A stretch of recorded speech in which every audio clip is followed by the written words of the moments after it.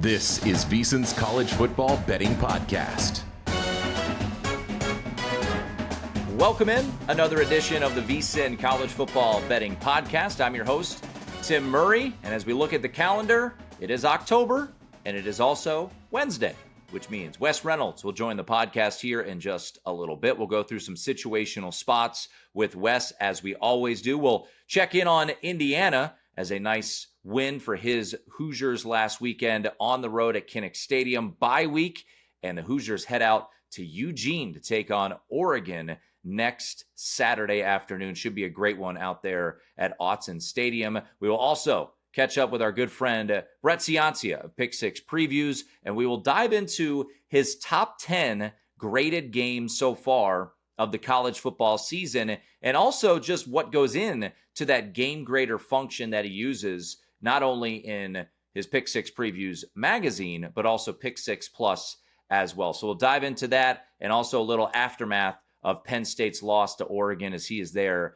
in the Keystone State. So with two big guests coming up, not a very big open, maybe not as terrible as last week when I bet Damon Williams to win the Heisman on Wednesday's podcast at 60-1. Well, you know, if Washington wins, then this number will go down. Well, they did not win, and Ohio State's defense was dominant against Washington, and Damon Williams now, I don't know, 150-1 or something like that. I will say this, something to keep an eye on moving forward. If you are in a state that has a FanDuel or a DraftKings, they keep their Heisman odds up. And we discussed this briefly with Adam Burke earlier in the week. Ty Simpson, after I believe his first two drives led to touchdowns, his number was still up there at around 17-1 to win the Heisman Trophy. And I was able to grab a piece of it. So keep an eye on that as you're watching these games. Look at, the Heisman market and things like that if you do have access to books that keep their Heisman odds up, or national championship odds, things like that. So just something to keep an eye on there as you're watching games on Saturday, as Ty Simpson right now, the second favorite to win the Heisman Trophy. I'm looking at DraftKings plus 850, Dante Moore at plus 750, but doesn't it feel like it's just so wide open? I mean, right now, October 1st, if I told you 15 different players won the Heisman Trophy, it wouldn't surprise me. Dante Moore, Ty Simpson, Fernando Mendoza, hell, Trinidad Chambliss. I can't imagine he was even listed anywhere preseason because it was Austin Simmons. And now Trinidad Chambliss has been phenomenal there with Ole Miss. Diego Pavia, what does that number look like if they were able to pull off the upset this week against Alabama? So the list goes on and on. What's also been notable here, I think John Mateer dropped all the way to 80-1 to win the Heisman Trophy. And right now he's back down to 30-1 with the news that maybe this magical surgery is going to have him ready for Red River. I'll believe it when I see it. Certainly as a college football fan, I would love to see him back out there against Texas in Red River. Don't think you need him this week against Kent State, where they're a 45.5-point favorite. We'll talk about that game with Wes Reynolds. Is that a look ahead, or is that just a good God, you got to stay away from that? But I think you guys know me well enough to know that I love situational spots. And look, sometimes they pan out beautifully, like the Memphis game, even though I chickened out 2 weeks ago and didn't give them out in the podcast for some reason. But that was one of my favorite spots that I pointed out in the preseason, was Memphis at home against Arkansas with that sandwich spot. But as we did our situational spot podcast back in June, I got a tweet after the show, and I want to bring it here to the airwaves from Swycat Sides as he nailed this situational spot. He goes, another sandwich that you almost touched upon with Illinois is, and he listed it out. This is from June 16th. At Indiana on September 20th, which is now come and gone, and that was a 63-10 loss. Home to USC, which took place last weekend. Matt Humans, good call by him on the podcast on that winner. They win the game outright 34-32. And next week, Ohio State goes to Champaign. And sandwich right in the middle, as Swycat Side said back on June 16th, a road trip to Purdue. Woof. Look out for a year one signature win for Odom, who will be off a bye, and an ND loss. Swycat sides nailed this one because Purdue is coming off the Notre Dame loss and the bye. And what did we see from Illinois? Thumped by Indiana and then came back and beat USC. And next week, an opportunity against the number one team in the country in Ohio State. Now, something that Matt Newman's pointed out on VSiN Primetime, which I think is a fair thing to look at, is last year, Illinois took on Purdue. They were 3 touchdown plus favorites in that game, and Purdue almost won the game, probably should have won the game. A just worthless Purdue team, as we all remember, won one game a year ago. Game went to overtime, and Purdue went for 2. They did not get it. They lost 50-49. So maybe that's on the eyes of old Bert Bielema there, but this is a spot that was pointed out over the summer, and I love it. Absolutely love it. And I will be on Purdue. I already am on Purdue, and that will be a best bet for me. As long as you can get double digits on Purdue, I think this one could be a sneaky spot here, and I'm sure that Van Pelt on Winners on Thursday night will be telling you to bang that big-ass drum when it comes to Purdue. All right, before we take a break, just a reminder, please give us a 5-star rating and review wherever you listen to your podcast. I've been noticing the Spotify 5-star reviews have been going up. Much appreciated there. We continue to be ranked every week in iTunes, which is just awesome to see. And I laughed this week when I saw another 5-star review come in on iTunes, because a couple weeks ago, we got a 1-star review, which didn't make me happy when we came to things regarding the pronunciation of Hawaii. As I was told, I cannot stop saying Hawaii, and I say it incorrectly. But we got a simple 5-star review. Great show. Love how this guy pronounces Hawaii. So thank you. Much appreciated there. And speaking of Hawaii and the hat that I'm wearing, that I got noticed the other day, I think at Costco, asking me about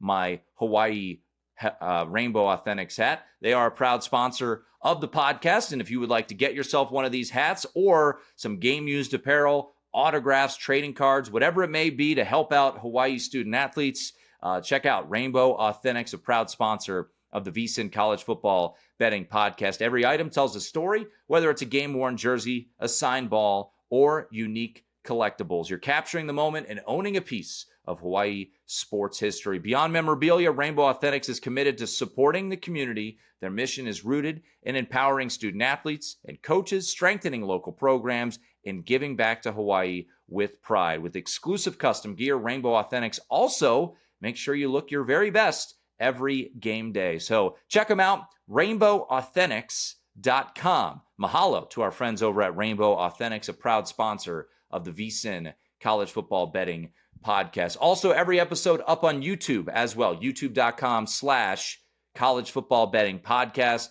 Our guy Wyatt has been putting up those videos, some shorts as well. So every episode now up on YouTube. Quick break. When we come back, Wes Reynolds as Wednesdays with Wes here on the podcast, and we'll jump into some situational spots for week 6 of the college football season. And as promised, it is Wednesday, ladies and gentlemen, and that means Wednesdays with Wes Reynolds, with a big old smile on his face as his Indiana Hoosiers avoided the old Kinnick letdown. And got a win, didn't get the cover, and now they turn their eyes to Oregon, a game we will discuss here in just a little bit. But Wes, I did have to laugh. We played the Fernando Mendoza clip on VSiN Primetime Tuesday night, talking about how he expected that to ruin point spreads. You know, Van Pelt discussed it on his show. Obviously, he's got the bad beat segment. It wasn't a bad beat, people. I mean, look, live betting or second half lines, I don't know. I mean, I know there were a couple people, Wes, who had maybe 6.5. Maybe you bought it to that, but the Fernando Mendoza play was not a bad beat. But all in all, I think that's a damn impressive win. And we talked a lot about Indiana last week here on the program. And this schedule is certainly more challenging than last year. Next week, they'll have to go to Autzen. What did you make of that Indiana win? Because it was a battle, and to steal a line from my buddies over at the Solid Verbal podcast, you got to win your clunkers. And that was a bit of a clunker, but they got the victory. And that's the sign, in my opinion, Wes, of a pretty damn good football team, to go on the road at Kinnick and to get an ugly win against Iowa. Yeah, they passed the test. It wasn't a high letter grade, but it was a pass-fail course, I think, basically. and they passed because, look, those are the type of games that, Indiana hadn't proven in this new era, certainly under Curt Cignetti, that they could win yet. Because you either the team was better than you, clearly, like Ohio State, and then, of course, Notre Dame in the college football playoff, or you beat the hell out of everybody else you played, and that's what they did last year. But they hadn't had to go on the road yet and win one of those grinded-out games, because that was totally an Iowa game when you look at it. Final couple minutes of the game, and it's 13-13. It's like, man, I even said as such, I was like, I don't know if we're ready to win a game like this, because you got into the crux of the game, and it's like, man, something's going to happen. You're going to get a turnover or a block kick or a big return for the other team, and something's going to happen badly. And it was looking bad for Indiana. And then they get 3rd and long, and Phil Parker keeps sending those blitzes. Fernando Mendoza takes a huge shot, but throws a dime to Elijah Surratt, and he breaks a tackle and off to the races, and they were able to hold on and, knocked Mark Gronowski, the Iowa quarterback, out of the game, so it was the Iowa backup in there. But, that was impressive for Indiana, and that's the type of thing, because you always are looking for these measuring sticks. It's not just who you beat, but how you win. And the fact that, they didn't win like they did against Illinois, the fact that they won a grinded game, which could have went either way, I think shows that Cignetti's building a culture there, and there's a lot of belief with this team that they can go win these type of tough games, and they're going to have a tough one certainly next week in Autzen. Yeah, I want to get to Oregon. Adam Burke and I discussed Oregon in the earlier podcast this week, and as you mentioned, Indiana at Oregon next week. Both those teams on a bye this week. Look ahead line at FanDuel was 10.5. I got a tweet saying it was 12, so a little bit of money has come in on the Hoosiers, and I think you're planning on being up in Autzen. We'll get a full breakdown next week, Wes, on that. But I want to turn my eyes a little bit to Oregon before we look at some situational spots. Where do you have Oregon amongst your power-rated teams? Because I think there's a good discussion to be had where if I were to look at it, I think I would have Ohio State slightly ahead of Oregon, but Oregon's a team. I think when we think back to the preseason, Wes, and I'm curious your thoughts because you wrote up the Big Ten for VSiN's college football betting guide. I think of the big three, most people believed it was Ohio State, Penn State in some order, and then Oregon at 3. What have you made of what we've seen from Oregon so far, and how much did you upgrade them after their performance on Saturday? Yeah, I'll start with the latter first. I think you pretty much got to have them 2 or 3. Right now, with what they did to go into Penn State. Now they almost lost it, and I was on Penn State, so I thought maybe we were going to suck out on the river here at the poker table, and when we were going to get a fortunate win after Penn State called that beautiful drive to tie it. Great calls by Andy Kotelnicki. Got to overtime, got the ball first, score. And then, of course, allowed the last 2, and then Drew Aller throws the interception. But where I was really impressed with Oregon, I thought Penn State was going to be able to run the ball a little bit easier on them because I had some real questions about that Oregon defensive line. It was pretty brand new. They can be a little bit had against the run. They were not had at all against Penn State. I thought Penn State was able to run kind of that, some of the gimmicky runs a little bit and just kind of take little chunks against them on that final drive. But I felt Oregon's defense really held up against the run, and that's what very much impressed me. And then plus I got to give it to Dante Moore. This is not the kid that we saw out of MLK High School in Detroit that was at UCLA starting a little bit as a freshman where, he showed like he was a freshman. He would turn the ball over. He would make mistakes. He would make bad reads.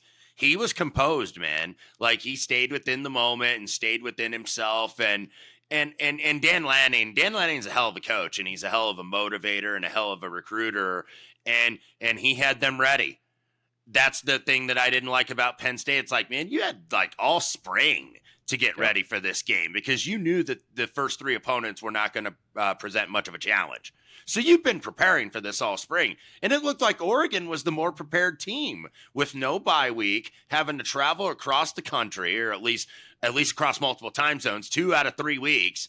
And they were ready to go, I felt from the get-go. So, I hate the fact that I lost my bet, and now Penn State's a little bit behind the 8 ball from a playoff standpoint and whatnot. I don't think eliminated by any stretch, but, Oregon deserved to win that game. I thought Oregon was the better team.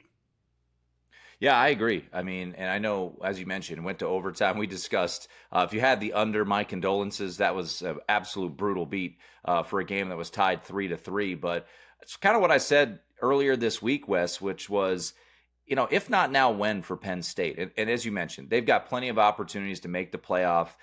Certainly, they could get swept by Ohio State and Indiana, and then they're not making the playoff at 9-3. But if they win one of those games at 10-2, they're getting into the college football playoff. So let's look at Penn State as we look at this week.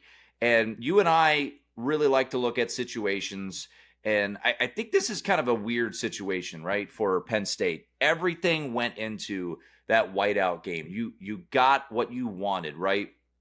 You got the layup games. You got the bye week. You got the whiteout. And then you lose. And how do you bounce back up to go out to what will be a sleepy atmosphere against UCLA, a UCLA team that maybe showed a little bit of a pulse last week covering it against Northwestern? You've got an interim head coach. You're a 25.5-point favorite on the road. I'm tempted to look at UCLA. Sometimes you have a little bit more chest hair than I do, Wes. You're willing to go out and take these uglier dogs, but UCLA catching 25.5. Is this a letdown spot potentially for Penn State in LA on Saturday? Yeah, I don't know what to do here, Tim, because part of me actually wants to lay it. Yeah. Because you think that there's so much dysfunction with UCLA, and there certainly is. We've now, of course, seen Deshaun Foster was let go, Tim Skipper, the interim head coach, and they got us there last week. We were on UCLA, and bad first half. It looked like, what the hell were we doing playing this team? What a dumbass bet.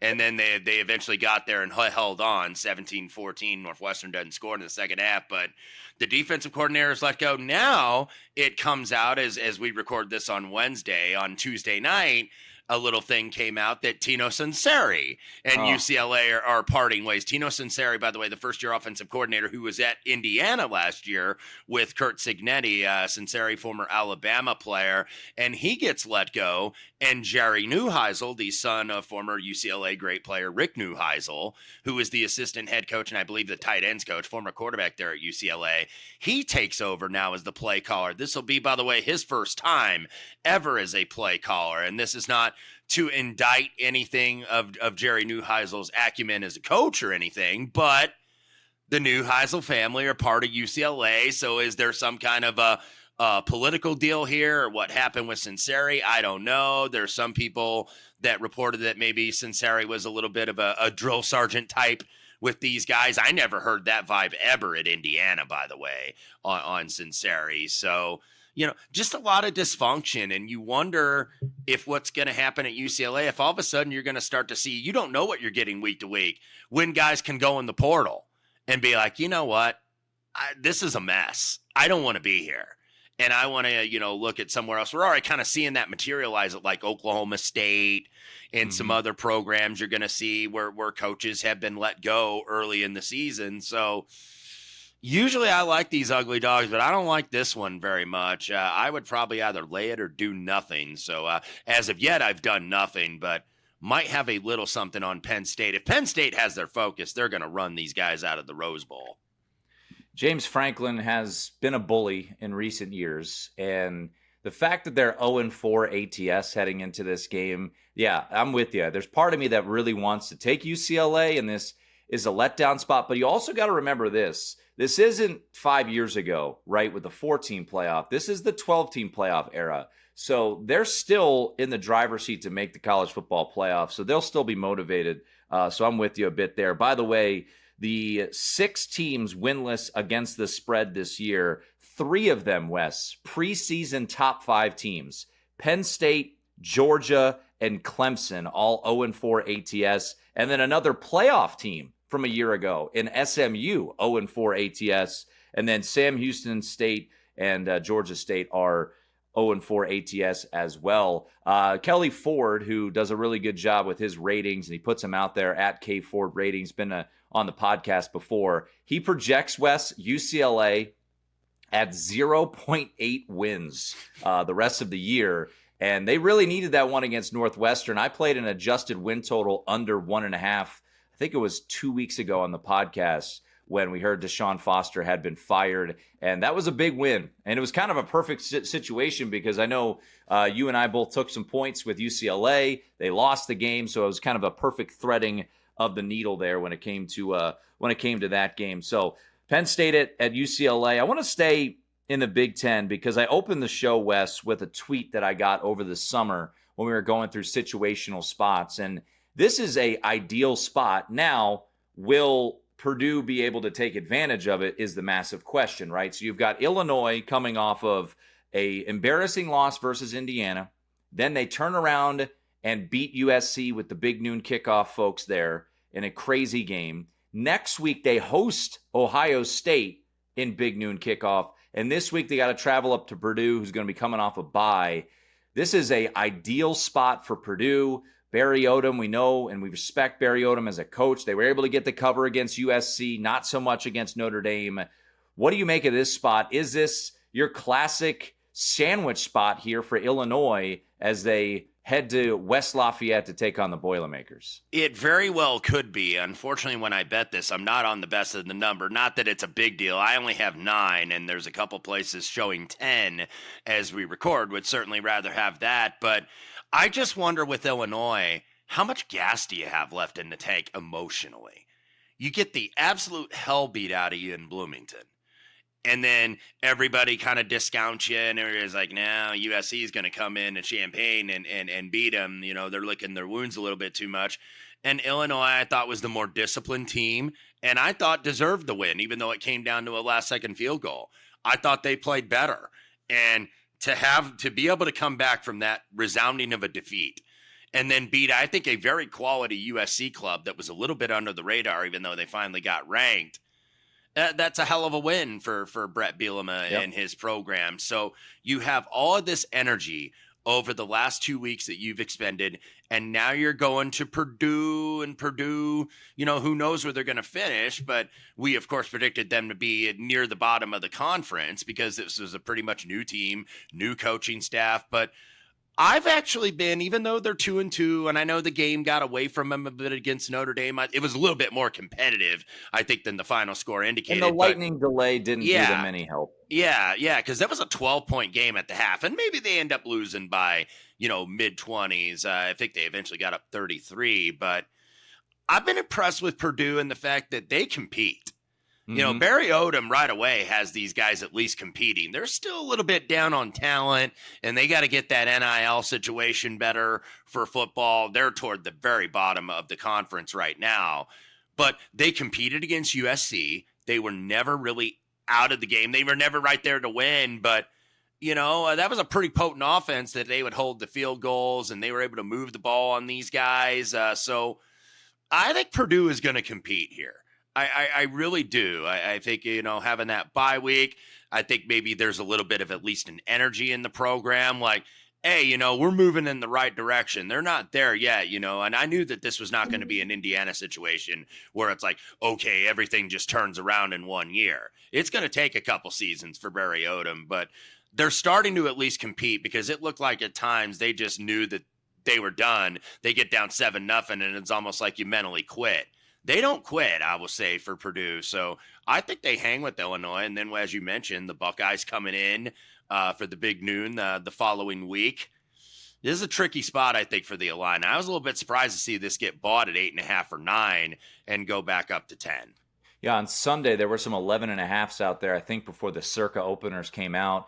So you saw that early money on Sunday come in on Purdue, and I waited. I did grab a little 11.5 at a different location, but right now as we record this, 10s are out there. So, that'll be a bet. Certainly we'll talk about tomorrow on the podcast. Another situational spot I circled over the summer was Washington at Maryland. Now, you were all over Maryland going over their win total, and are we there yet, or we're 1 win away, right? We're one win away. It was 4.5.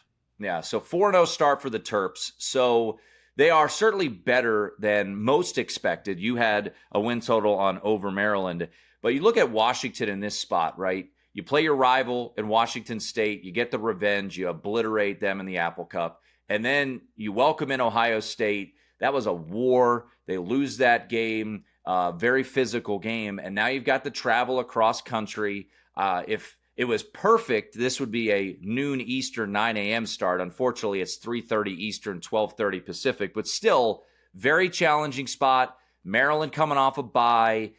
They're feeling good about themselves, but the market, once again, doing what it does. Look ahead with 7.5, Wes. Now sitting 6.5. We'll see if this gets back to 7. How tricky of a spot is this for Washington? A Washington team, by the way, that I know a lot of us liked last week to potentially cover. And they were a team that I took a flyer on to make the college football playoff. I really like this Washington team, but this spot is really challenging for them going up against Maryland. And I know Jed Fish, the Washington coach, who I like, by the way, and I think is doing a good job up there. He did call that a heavyweight fight. It felt like more of a cruiserweight against a heavyweight is what it did last week. Washington hung in there early, and then it was just like, Ohio State Washington couldn't do anything, and that's what really surprised me. I thought maybe they would be able to move the ball a little bit on Ohio State, and Ohio State absolutely shut them down. And then, Julian saying first road start, stayed within himself. They didn't really take a lot of risks. Like, they haven't taken the chains off him as of yet. There's still maybe not that total trust there on that side, but tough game for Washington. And when you play an elite team, like when you play an Ohio State, when you play a Georgia, or you play, one of those top end teams, the physical beating that you take, whether you win or lose that game, sometimes carries over to the next week. Mm-hmm. And that's a little bit of a concern for me for Washington to lay. I have not gotten here with Maryland as of yet. They've got the next 2 games, by the way, at home, this game, and then, of course, Nebraska. Washington's got some injuries that I think are a little bit of concern. And you saw that materialize, especially in their secondary. I thought they really struggled in the second half guarding Smith and company. But I'm gun shy laying it for sure. I know the market is not, but maybe wait for 7 for the Terps. And I'm not sure how really good the Terps are, Tim. Like, they're going to go over their win total. I think they've got at least one more win on the schedule, maybe multiple. But the kid Malik Washington, he's not been great as a true freshman, but he's not been bad. He's only got 1 interception in 4 starts. About, the completion percentage could be a little bit better at 59.7. And he's staying within himself. Like, he's not making stupid turnovers like you see a lot of these freshmen do. I was very impressed with what they did at Wisconsin, which maybe speaks lower of Wisconsin than it does higher of Maryland. But still, that's getting a big road win in the Big Ten that you weren't expected to get. So right now, this is a stay out for me. Just show up, Maryland fans. I get it. You're a basketball school, but you're 4-0. Show up. Come on. Cheer on the Terps. Give them a little bit of some sort of home field advantage. Van Pelt needs to give that speech that you just gave, Tim. I know. I mean, I think his words will carry a little stronger than mine. So maybe Van Pelt on SportsCenter during Winners on Thursday. Can you implore Maryland fans to show up and show out for this game? But I got to imagine Maryland will be on Winners on Thursday. I would imagine that will be a side that Mr. Van Pelt will be looking to bet. A couple other spots that I wanted to just throw your way. Virginia, you and I both liked Virginia on Friday. That was another spot that I had circled for a while, and it kind of amplified when Virginia looked like a capable bunch, and then Florida State looked, even better than we expected. So that situational spot really popped last Friday night. And I think I mentioned it with you, kind of reminded me of 1995, right? Of that Thursday night game, Danny Cannell and Florida State with their 29-game winning streak in the ACC goes to Charlottesville, loses. And when they went up 21-14, Florida State, Wes, I thought we were toast. I might have thrown out a little bit of a reverse mush, trying to throw it out there into the gambling ethers, and it worked out. Elite field storming. Well done, Charlottesville. I was very impressed by that. Thankfully, everyone was safe. You don't need to flick off the quarterback. Just pointing that out there. Oh, man. Yeah, I pointed that out. I saw that. I was like, dude, I'm all for excitement and energy sure. and at a college campus. That's what you should have. But it's like, if you do that, you deserve whatever you have coming to you. I mean, Thomas Castellanos has to, restrain himself, right? Becomes a big thing. Yeah. He should have just boom, popped him right in the. And poor Squirrel White. Fortunately, he did not get trampled like he was the remain calm, all is well in Animal House. Where they just get trampled by the Faber College town residents at the homecoming parade. So fortunately, there was no chance they were stopping that. By the way, because they were down like damn near on the field. It's like it's funny. I have a picture and. Go ahead and drink, as I'm going to mention Notre Dame. In 2015, Notre Dame at Virginia, it was the week after they played Texas. I would imagine you bet Virginia in this spot. I think they were like a 7-point home dog, Virginia was.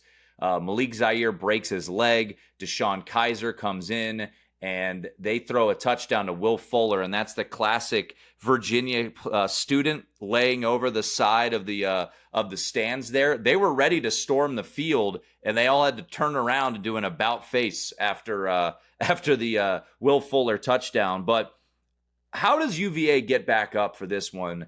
Not to say that Louisville's this perfect team. The number's 7, so I'm a little worried about the number. I might throw Louisville in like a money line parlay because this is a really tricky spot for the Hoos to go on the road to Louisville, a team that came back and beat Pitt last week.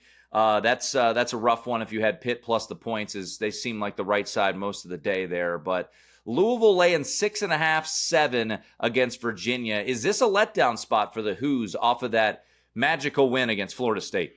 It could be, and it could be like a get-up spot for Louisville here, who is 4-0. By the way, the market came in against Louisville last week, and it looks like they were going to be right when it was 17-0, but 5 Pitt turnovers, by the way, and most of them coming in the second half, and Louisville not only gets the win, but the cover, 34-27. We mentioned when we were talking about Virginia last week and why we like them, that Chandler Morris, the North Texas transfer, he can fling it. And he absolutely proved that he could against a very good team last week in Florida State. Miller Moss can fling it a little bit too. Of course, the former USC quarterback now at Louisville. Louisville, by the way, has a bye week on deck, and then they have the U on the road. And if you know anything about the Louisville roster, they get a lot of kids from South Florida, so probably grew up Canes fans that maybe weren't recruited, maybe weren't given enough NIL, and they end up at Louisville. So that's always a big game on the Louisville calendar. Fortunately for them, it's a bye week in between, because if Miami was like next week, I'd have absolutely no interest in Louisville, despite the spot for Virginia. But I think Louisville is right here, but man, they're making you lay a steep price. Number really hadn't moved very much all week, so I'm kind of going to wait to see what the market does and where this goes to determine if I play this at anything. But I do lean the Louisville side here because I think Louisville at 4-0, still not ranked. That's that team is oftentimes you want to back because they're fighting for respect and they feel like they're not getting it. Seeing the Nard Dope, James Franklin, and Lincoln Riley all lose last week, it kind of made me sit back like George Costanza. That's a shame. That gif out there to see the 3 complainers all lose last week was something that didn't bug me all that much. You did want to talk a little Notre Dame, Boise State. So very interesting. I use interesting too much. Very intriguing spot here where you've got Boise State, who's historically, Wes, has always gotten up for these games against the big boys. You think back to last year, probably should have beaten Oregon, right? Granted, Boise State's team was better a year ago. They had Ashton Genty. The defense looks leaky, Boise State's does, which is not a good thing against this Notre Dame offense. This number has been on the move all week. I even saw a 21 pop. Right now it's 20.5 in favor of the Irish, but something you're looking at and curious about is the total in this one, sitting at 62.5. Notre Dame, because the closing number at Miami was 50.5. Notre Dame is one of a handful of teams 4-0 to the over this year, and they've blown through that number the last 3 weeks. You're staring at this total. Are you brave enough to go under in Notre Dame, Boise State? Yeah, I don't know yet because I did go right before kickoff. I did go under 64.5 with Notre Dame and Arkansas last week. That did not get there, even though it was kind of a slow death. It was quick to where it put you in real trouble because what was it, 42-13 at halftime. Yep. And then it was very slow in the second half, and Notre Dame's running the football and running the clock. Arkansas's not doing much, but you always worry with Notre Dame with that defense, even though I thought that they performed a lot better last week. Probably, I know it's a low bar, but you held Arkansas to 365 and 13. That's still not good enough by what we saw the standard that Al Golden had last year, but I would lean under here. I'm going to wait because I think with Notre Dame being 4-0 to the over, you're probably going to get more over money with this team. And Boise State just scored 47 last week against Appalachian State. And Notre Dame did put up 641, including 431 through the air last week. So I'm going to wait on this, but I'm probably going to try the under again, and I'm probably going to feel like a fool very late in the second quarter when there's about 45 on the board already, like we did last week down there in Fayetteville. Yeah, as Humans has told me, in sports betting, you either feel like a genius or a jerk, and that's kind of been the motto of some of the bets that we've placed here on the Thursday podcast, genius or jerk. All right, I want to hit you on one game because it is a look ahead. But, man, you got to have a lot of you-know-what if you want to bet this one. And I'm going to look up what the team total is for Kent State. So Kent State, the Golden Flashes, Wes, are going to Oklahoma. Next week is Red River. We know that Oklahoma is without John Mateer. It'll be Michael Hawkins. So they might be trying to work some things out. Kent State, give them credit, as a 48.5-point underdog at Texas Tech. They covered, losing by 48 points. Do you dare take the Kent State Golden Flashes plus 45.5 on the road at Norman? Oh dear, yeah. You look at some of these, Tim, and lose by 48 at Texas Tech. Did almost beat Buffalo, surprisingly. Yeah, but keep in mind, Buffalo was laying 3 touchdowns against them, because I think I actually had that as a contest play in one of my entries with Buffalo. And it's like Buffalo barely won the game. They should have beat these guys by 1 million, and probably Kent State was the better team most of that game. Then they lose by 56 at Florida State. Oh, it's a massive rebuild at Kent State. I was looking, is this right? I just scanned over for the team total. I think it's 3.5. Yes, I was at a notable faraway store. 3.5 under 157. Oh my God! Good Lord, that. Oh my God, no. You know what? Kent State probably finds a way to get there at the end if Brent Venables is feeling nice and good on Saturday, where it's like, okay, let's just get out of here, fellas. But now you're number 5 in the polls, and it's like, you want to rise up. You still, if you can beat the hell out of somebody, I think want to do it. But yeah, not for me. Not on this one. DraftKings has Kent State under 7.5 at minus 500. Oh man, yeah. That's if you want to. Hey, if you believe the Golden Flashes will score more than a touchdown against one of the best defenses in the country, plus 330. So best of luck. That on seems that like one. almost like we're now in postseason baseball. And look, you will see first 5 unders at 3.5, plenty of them. That's like having an under 2.5, which you never get in Major League Baseball. And that's what this feels like for me with these guys. By the way, Oklahoma, one of 4 teams undefeated to the under this year. Oklahoma, James Madison, Florida, and NIU, who, God, that was disgusting. Watching that, spending part of my Saturday watching a game in DeKalb on E+, and just whatever that was absolutely brutality. Contest loser for me.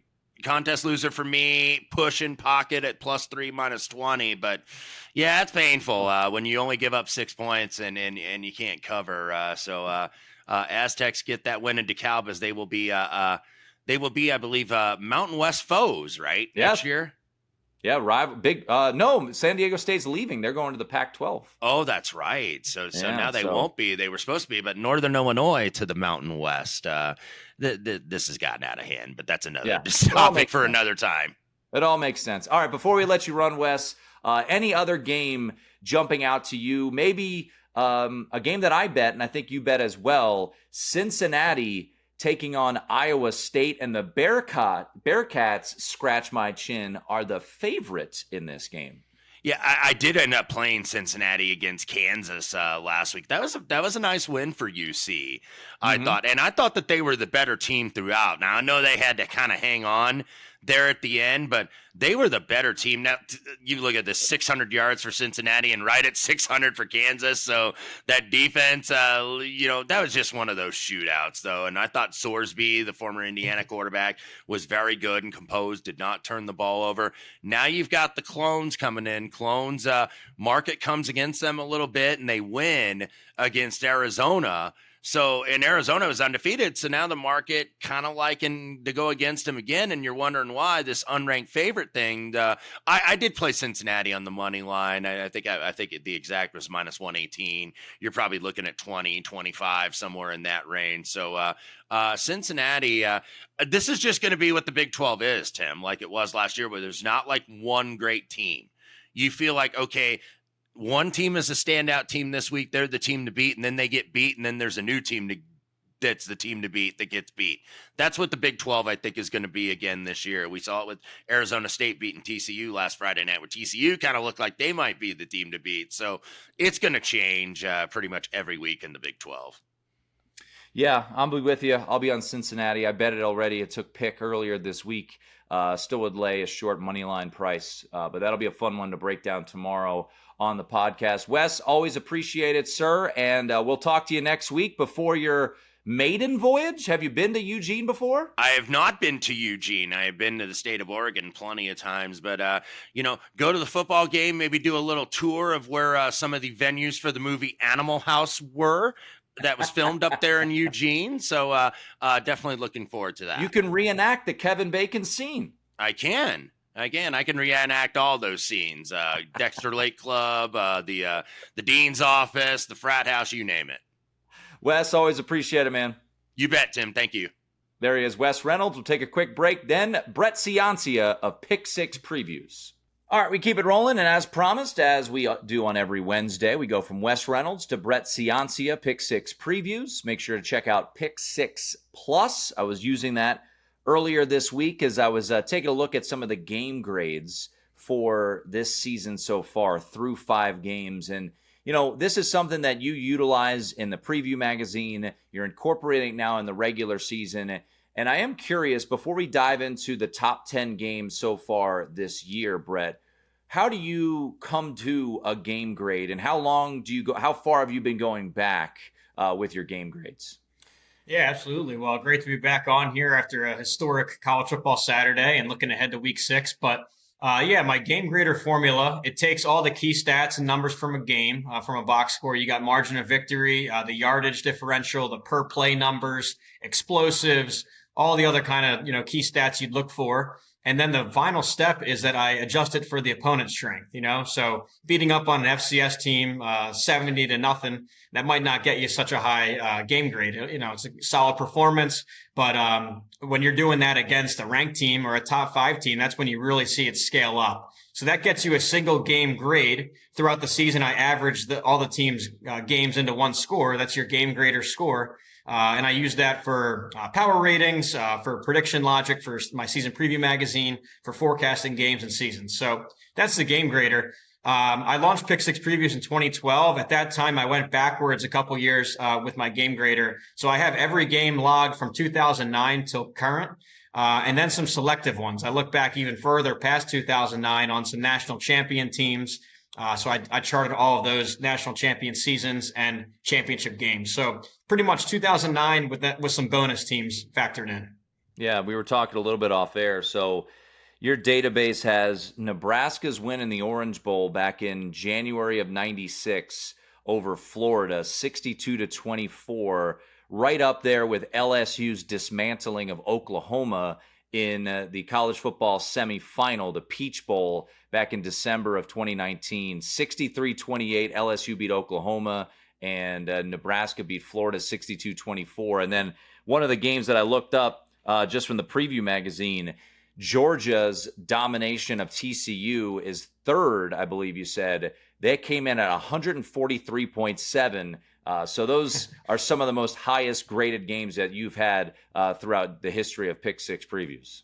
Yeah. So I think one other thing to clarify, it's not when we say the best games or best game grades, this isn't always the most exciting games. These are blowouts. These are statistical anomalies, statistically dominant. That's what you want here. Because, of course, you have better resume wins. We'll get into this year's list of 2025. But I'm talking here, you have to have two factors. You have to blow out your opponent and have like an all-timer, like a number 2 or number 1 team you're playing against. So with Nebraska, Florida, that was the Tommy Frazier, Tom Osborne, back-to-back national champion team. They went up against Steve Spurrier's Florida Gators, who came in number 2. Number 1, I think it was Nebraska, but I think Florida might have been favored. You had the pundits talking about the playing surface, how since it's grass, Florida's going to win, and Nebraska blew them out. They couldn't stop that triple option, and so that's number 1. Perfect game. And then LSU, Oklahoma, 2019, Joe Burrow's team, the semifinal that year. They were just scoring at will. They dropped like 60 points on Oklahoma, who was highly rated at the time in my numbers. And then, yeah, you mentioned it because I get some questions about why isn't the Georgia TCU game the highest? Of course, biggest margin of victory we've seen in a bowl or a national title. Just an absolute dominant performance there on the championship stage. It's because TCU wasn't actually my number 2 team at the time. They were like 8th or 9th. They came in. It was a heck of a story. I voted for Max Duggan for the Heisman. I love their undefeated run, but power ratings wise, that was more like a number 8, number 9, number 10 kind of team. So again, incredible performance, but you got to have all the factors there to be the number 1 all-time game. So that's where we're at with the top 3. And Indiana got pretty close this year with their blowout. Yeah, we'll get into the top 10 here, but yeah, thinking back on. By the way, quick clarification: I said Orange Bowl. That was the Fiesta Bowl in '96 that Nebraska won, and it looks like per Wikipedia, the point spread was 3.5. So if you laid the 3.5, that was a rather easy victory there for you, as Nebraska went out and won 62-24. But let's dive into this year, because one of the things that I love about your preview magazine is the game grader, and now that we get this additional function during the regular season with Pick Six Plus. So I was curious as I was running through it, because in the front page of Pick Six Plus, Brett, you put the top 10 of each week. So I was curious what the best graded out game for the year was. And you mentioned it already. Indiana's 63-10 win over Illinois kind of blows every other game out of the water. You come in at a 129.5 on Indiana a couple weeks ago over Illinois. Yeah, that's number 1 for the season. And I think going forward with Pick Six Plus, it's a good idea by Tim. I'm going to chart the top 25 games of the season as we go. So full page dedicated to that. And one thing to note, these numbers are going to fluctuate because it's based on the opponent's strength. So just for example, if Illinois, it's not going to happen, but if they go and lose out, that Indiana's game grade over Illinois is going to go down and vice versa. So some of these scores are going to strengthen over time and some are going to fall off. But as it stands, yeah, Indiana 63-10 over Illinois, plus 400 in yardage, block punt for a touchdown. It was just sheer dominance. That's the number 1 game grade of the season. And with Illinois, they bounced back and beat USC, and that's looking like a solid ranked win for Indiana. So that's the number 1 game grade. You have Miami in here twice with their wins over USF and Florida. Again, these numbers might fluctuate. If USF or Florida really goes downhill, that number is going to come down. And one number that I think is going to increase as we go, this Ohio State win over Washington that we just watched. They won 24-6, but the yardage was very dominant. They held Washington 300 yards under their season average, 50 points under their season average scoring, because they were coming in averaging 55.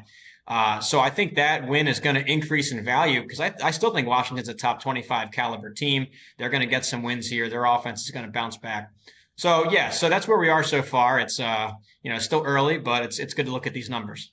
Yeah, I don't think Notre Dame's win over Arkansas is going to.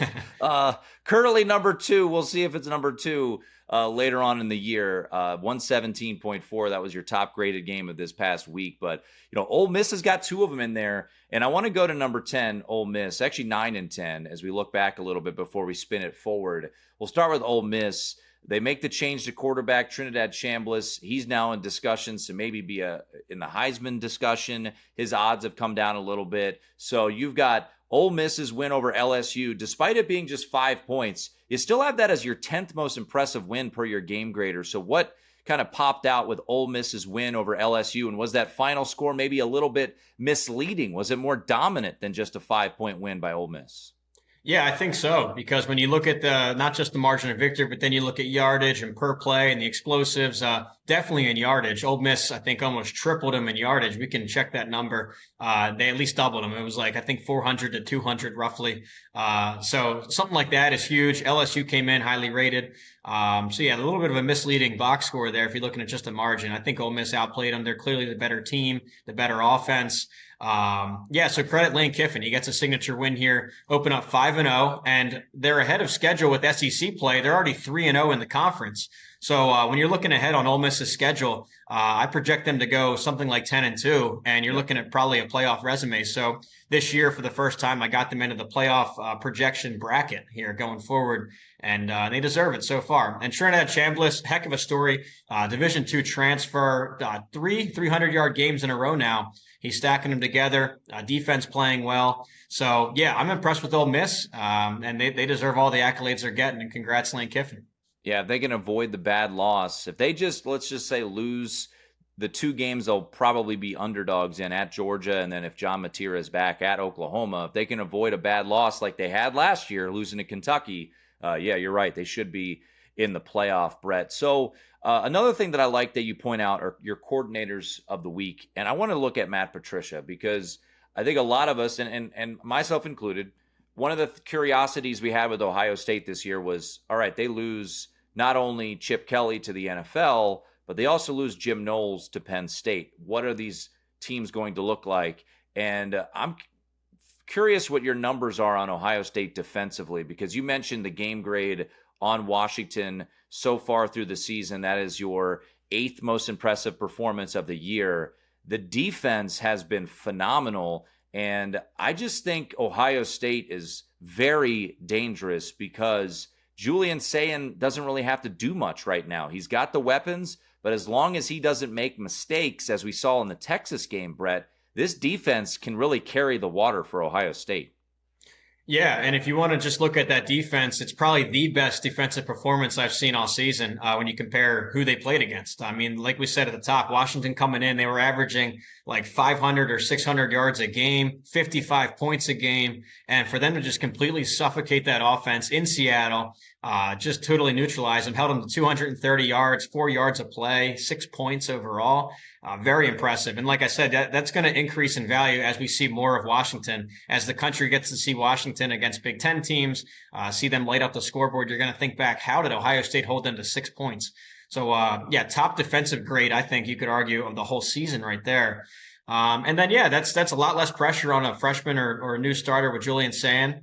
Doesn't need to go into shootouts or a lot of pass heavy right now. They can grow into that. That's the beauty of this playoff system for Ohio State. They can really round into form come December and January and take care of it on offense too. But when push comes to shove, when he had to have it, Sayin made a great play.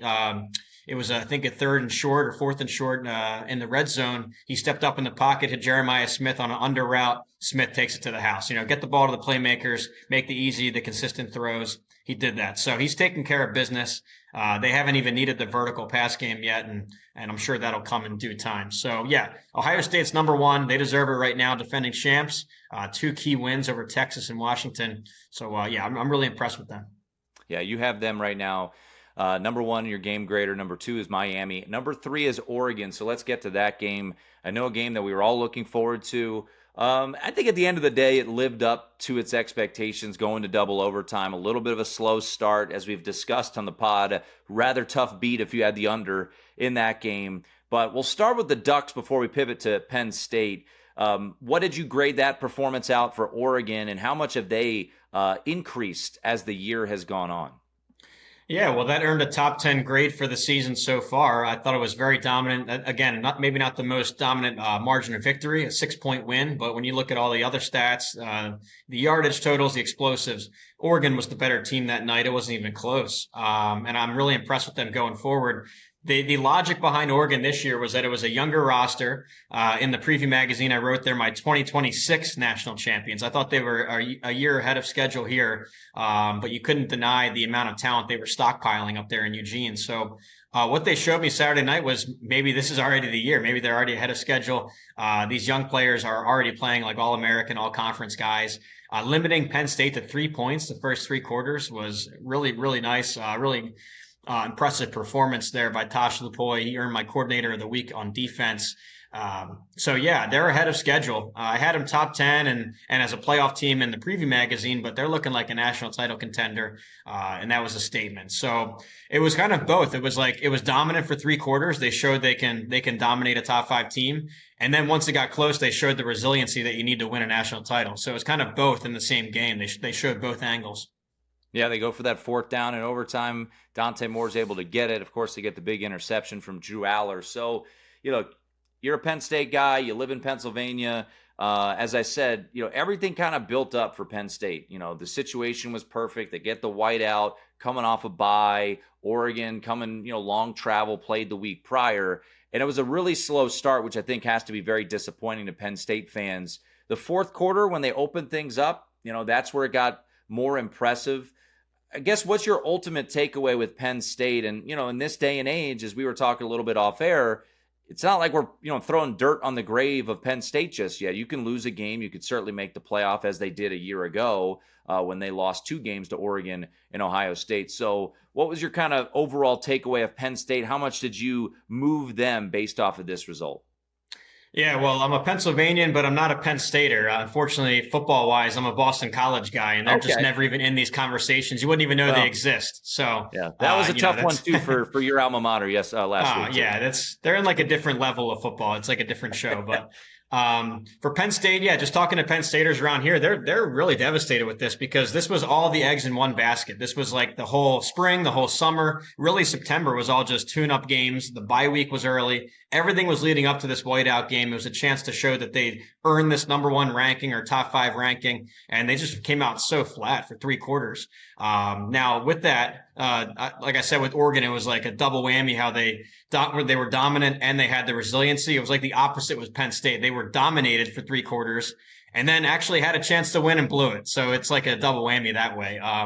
So really deflating for Penn Staters. I would say this, though, just look back with the only other example we have in this 12-team bracket with Ohio State last year. They lost to Oregon, lost on rivalry week to Michigan, and were pretty much rode off. And then they rallied when it mattered most in the playoff bracket. So it's a long season. This is not going to define Penn State's 2025. They still have a great shot to make a run. They have a lot to clean up on offense, though. And what I'm shocked about is, last year was the transition, moving to Andy Kotelnicki, and they were awesome last year. You look at the explosive stats, top 10 explosive passing, top 10 explosive rushing. They were really moving the ball really well last year. And you'd expect that to either improve or at least stay the same in a coordinator's second season with so much personnel back. You have Aller back, you have the running backs back, 4 offensive linemen. They were drawing all conference consideration. All of them were back. They improved at receiver. I guess you lose Tyler Warren. That's on the negative side there. But you thought it at least looked similar, and this looks way, way worse than last year. Not just against Oregon, but the first 3 games, it was like pulling teeth trying to get some yards and points. So yeah, they have a lot to fix going forward, and we'll see on a national level if they can really round into form. All right, let's jump into this upcoming week. It is certainly not as star-studded as we saw a week ago when you had Georgia, Bama, and Penn State and Oregon going on at the same time. We also had Ole Miss and Florida. I mean, it was an absolutely loaded week, as we all knew. Alabama's a team that we had a long discussion about after week 1, right? And we said, okay, what do we do with this Alabama team? Because both you and I were high on Bama, and they go down and they beat Georgia. The second half, a little clunky there offensively. First half was electric. And now you've got this revenge spot against Vanderbilt. College game day will be ascending upon Tuscaloosa. First time Vanderbilt has been involved in college game day since 2008, I believe. I saw this nugget. It's the first time that Vanderbilt will be ranked facing Alabama in 87 years of this rivalry. That nugget courtesy of Brett McMurphy. What do your numbers say about this game? Let's start with Bama. This is a team, once again, they lose week 1. You and I said, all right, remain calm. Maybe it was just a blip. And I think so far that has played out. But big spot here. What have you made of Alabama, and how did you grade out their performance last week against Georgia? Yeah, like we said after the Florida State loss, hold on to those win total tickets, hold on to those playoff tickets. I want to see more out of Alabama, and it's come true so far. I mean, they played perfect against UL Monroe, perfect against Wisconsin, and I think this Georgia win neutralizes that Florida State loss from both angles, from a win total and from a playoff resume. Because now you're back to square one. You know, you figured you'd. I mean, in the preseason, you might have looked at Georgia as a loss on the card there, and Florida State as a win. You basically flip them; they're 3-1 and trending up. And from an SEC perspective, I mean, that's a league win, and they're in the driver's seat for an SEC title spot. So I like what we've seen from Alabama. Gutsy performance going into Georgia, snapping the longest home active win streak, 33 games between the hedges. And they came up clutch in key moments. A fourth down stop. Now we can question whether Kirby Smart should have taken the points and tied it there with 13 minutes left. But from Alabama's perspective, made the stop there. And then they were able to grind out a lot of clock there to seal the win. So Ty Simpson has grown up since that first game. First time starter, you expect that. And he's playing great football. So I'm impressed with Alabama. They are up again into my playoff projection, right back where they started. And they're in the driver's seat going forward. And now you've got old pesky Vanderbilt, who last year as a 24-point underdog pulled off the stunner of all stunners in Nashville against Bama. So you got that revenge angle. Vanderbilt, you're not sleeping on them, right? They're 16th in the country according to the AP poll. I'm curious where you had Vanderbilt slotted preseason and how much you've upgraded this team, as for the first time this year, they didn't cover last week, Brett, but it was because of a backdoor from Utah State. They still dominated the Aggies in that game, and I was very grateful that Bronco Mendenhall and company got the backdoor cover there for us. But Vanderbilt, more impressive this year than they were last year, and certainly not going to be sneaking up on Alabama. Yeah, well, isn't it funny to call it a revenge spot, Alabama versus Vandy? It's unbelievable, but hey, last year's upset was unbelievable. So, yeah, here we are. In the preseason, I had Vanderbilt around 40th nationally, a top 40 contender. I had him, I think, 14th in the SEC, and that sounds low. I think the other magazines had him 15th or something. So I don't know. Nobody saw this coming. Now, granted, that was non-conference play. They do only have the one SEC win. It was dominant over South Carolina. But yeah, when you look at Vanderbilt, it all starts with Diego Pavia, getting it done, throwing the ball and running the ball, one of the top rushing quarterbacks in America. But they got playmakers at receiver that are starting to separate. Junior Sherrill at receiver, Eli Stowers, one of the best tight ends in the country. He should draw All-American consideration. Offensive line getting a push. Defensive line creating havoc in the backfield, top 10 in my negative play percentage. So that's sacks and tackles for loss. They're getting after it. So I'm impressed with Vanderbilt. I tracked this down too. They've opened the season now scoring 30 plus in 5 straight games. The last time they pulled that off, you got to go back 100 years to 1915, back when they were running what was called the short punt offense, which was basically you punt it on first down and second down and wait for the other team to make a mistake or fumble the ball. And they were scoring a point a minute back then. So anyways, it's been a while. This looks a lot different now in 2025. But with this matchup, yeah, I mean, you look at Vanderbilt has all the stats you'd want, but maybe Alabama has the future pros, more of the personnel. So it's a tough thing to try and handicap. You're looking at stats that we've seen from Vanderbilt against weaker opponents versus Bama's resume win over Georgia and all their NFL draft picks. I mean, it's a who's who of next year's draft class. So I like Alabama here with the 10 points, but because they're not going to overlook this team. There's no overlook factor. They are coming off an emotional win, but I think they get it fixed, and I think they're going to win this time around by at least 10. Yeah, we saw this game trickle down to 9.5, and that's where it got whacked back up to 10.5. So you've seen that little bit of a push there with the Vanderbilt money coming in. And if you look at their profile, as you alluded to, the strength of schedule, not that great, even though they did smash South Carolina and, Lenore Stellers, even if he doesn't get injured, they still win that game going away. A lot of green in that profile for Vanderbilt from an offensive standpoint. So it could be a lot of fun down in Tuscaloosa. But, from a year ago when this number's, 24 at Vanderbilt and now it's 10.5 in Tuscaloosa, you wonder, is that too much of a move? And, we do this in the early week, overreaction to market correction, maybe a little bit of an overreaction, but going against Diego Pavia as an underdog is not a enjoyable endeavor. 10-2 ATS as an underdog since he's gotten to Vanderbilt. Another game that certainly got a little bit of a hit from the juice of it is Florida State and Miami because of the Florida State loss on Friday night. We talked about it last week where Florida State better be buttoned up. This has got the vibes of 1995, and sure enough, Virginia pulls off the stunner like they did 30 years ago. How much did you upgrade or downgrade Florida State off of that Virginia loss? And what do we make of this game where Miami is about a 4.5-point favorite at Florida State? Yeah, I downgraded them slightly. I think you still have about a top 20, a top 15 caliber team with Florida State. The one area where they did take a hit was looking at playoff projection because that's a league loss. I think they're going to lose to Miami, making it 2 league losses. It's starting to hurt their playoff resume going forward. They do have that trump card, that wild card win over Alabama, where if push comes to shove and you're comparing a couple 10-2 resumes, they do have that big win. But they took a serious hit there for ACC and playoff odds. But I think it's still a solid team. They got to shore up that defense. I know Miami's offensive line was getting excited probably watching Virginia push them around because I think Miami's got better personnel offensively. But yeah, huge win for UVA. I'm still really excited for this Miami versus Florida State game. Tim, I'm born in the 90s, which means I didn't get to experience college football in the 90s, meaning I missed a lot of these great Miami-Florida State matchups. I went back and charted it. If you go look at from 1980 to 2005, 23 out of 27 of these matchups were ranked versus ranked. Half of them were top 10 versus top 10. Unbelievable. I think 7 were top 5 versus top 5. It's just off the charts. But since then, if you're looking at the 20 years pretty much that I've been involved with college football and watching it, only 3 times they've met as ranked teams, only once both in the top 10. This would have been the second, but with the loss, it falls out. I think it's still going to feel like the 90s. You're probably the 2 ACC favorites going into this week 6. So I'm excited to see it. I think Miami's a better team. I think they're going to flex a little bit, win by more than the touchdown. I think it's sitting at 4.5. I think they're going to cover that and get another statement win. Could be on the top game grades next week. We'll see. Yeah, we can have wide right 1, wide right 2, wide right 3.